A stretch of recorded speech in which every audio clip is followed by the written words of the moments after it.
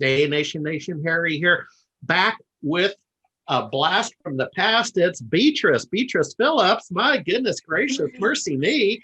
How you doing? Fantastic, Harry. Thank you. Thank you. All right. It's Well, good boy, to be back. you were part of the nation building effort, and I'm putting on my thinking cap here. It was you served us, you gave it your all, and then moved on as an entrepreneur. We're going to talk about that, but I literally think it was this time of year, November, December, when you moved along from the SBS crowd of SMB Nation. I think it was '07. It was some time ago, and that's okay, because why don't you update us on what you've done since then? And then I want to double click down into what you're doing now. You've done like 5 things over the last, 10, 15 years. Well, they were all kind of interconnected and falling into place automatically. One thing that I did right after leaving the well, I didn't leave the SMB sector, but after moving on, I actually became a Windows admin for a company. I can't say the name, very Okay, large company in the fair enough. DC area, Fair and enough. literally managed 500,000 users. Did that for Whoa. about a year and a half. Wow. And yeah, it I was didn't even know nice. that. Yeah. No, it was nice because there was the tier 1, 2, 3 tech support, and then it came to me. And Yeah. that was fun. And my team lead, well, there's only 7 of us, would call me Miss Microsoft. And so I had to quit because I wasn't gonna, I just, it was great money, was a great experience being in the big league with 600 servers and all that stuff. So it Man. was fun. I loved the job, but I couldn't handle the environment, so much different from small business. Yeah. So that that basically just got me to go, you know what, I'm done with this. I'm gonna do some. So I went to Bikram hot yoga teacher training in Las Vegas for 9 weeks, and became a yoga teacher. Yep. Actually helped open a studio in Frankfurt, ran a studio in Frankfurt, Germany.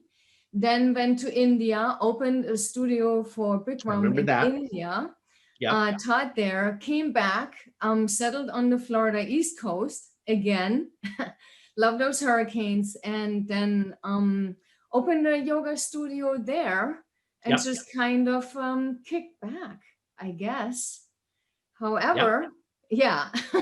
No, I remember the studio on one of my visits, because you're not that far from Orlando. I think it was within a 90-minute drive to Titusville, Florida. So when I would be there in Orlando at a tech event, I'd come over in my rent-a-car, and I remember your studio. So Oh, absolutely. ooh, no, that was the very first space we were in.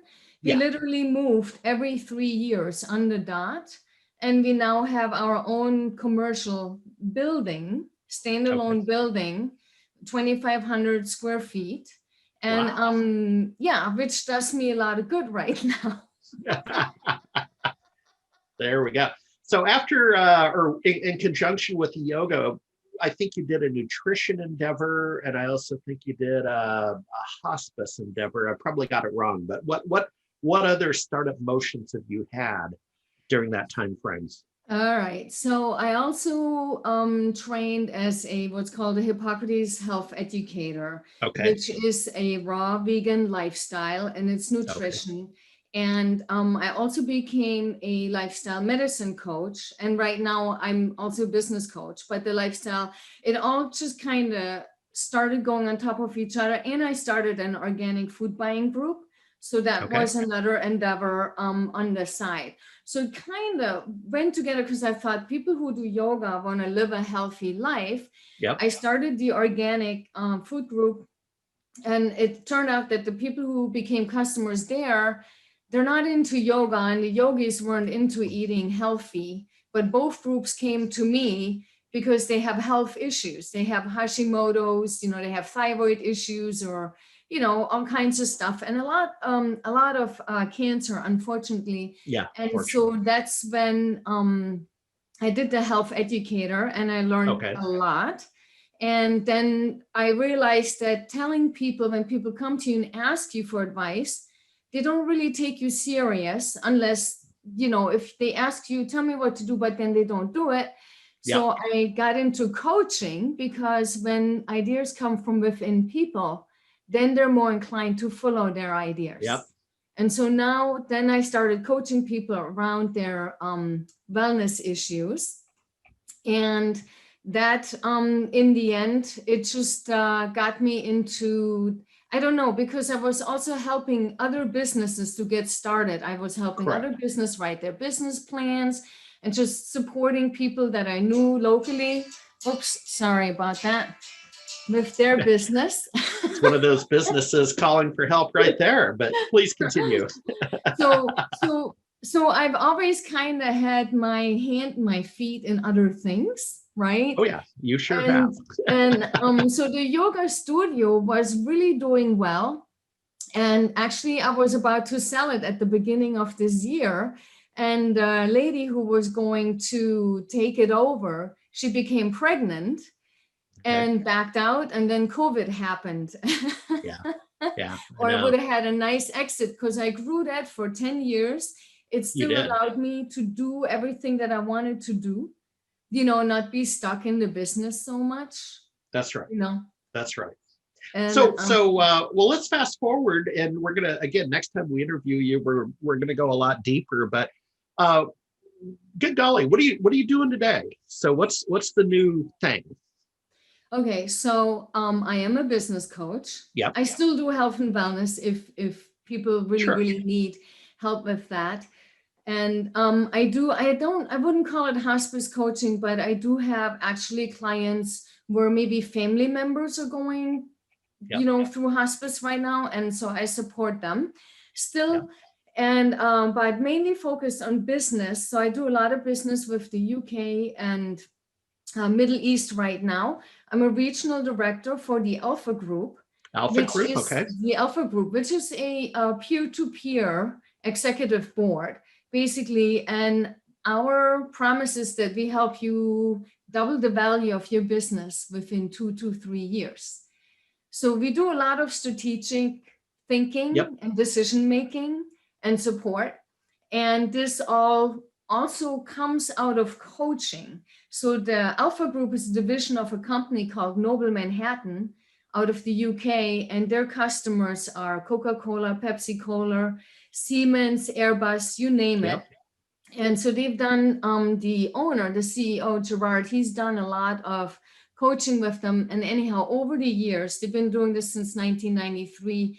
They distilled out a specific coaching style, which now can taken from the large businesses down to the small, medium businesses. And that's the space where I find myself back in and feel the most comfortable and really enjoy doing that because I still love helping other people get their Oh business off yeah. the ground. Yeah. Oh, absolutely. I mean, that's basically the premise for the 7282 exam book, and then the 7631 book that you did with oh, what was her name? Mi Ying Lim. Yeah, I haven't thought of. Yeah, out of Singapore. Actually, I talked to her not too long ago. We just kind of reconnected because I actually do some work with a company out of Singapore as well. Yeah, So yeah, there's a lot of absolutely. other little things that Well, I'm going to end on this. So we're going to get you back, and we're going to really click into the Alpha Group. I'm going to also do a little on looking into that on my own. You've graciously invited me to one of the group meetings so I can see what that's like, and quite frankly, have a better interview with you about that topic. And so looking forward to that. And then I'll end on this, that a really, really old joke, a tired old joke was, and I'll just, I won't leave you guys hanging. I'll walk through the joke, but who's the best golfer in the world? And the answer is Tiger Woods. So this is, back in the day. And then the statement is, does Tiger Woods have a coach? And the answer is yes, right? So why would Tiger Woods, or pick your rock star, right? You get the analogy. But why would the world's top golfer need a coach? Because he's the world's top golfer. And the point is, you do need a coach. I don't know if you have any closing thoughts on that, that a coach is an outsider looking in and helping you internally grow. Is that a fair statement?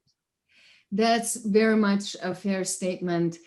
Coaches help you open doors that you didn't see before.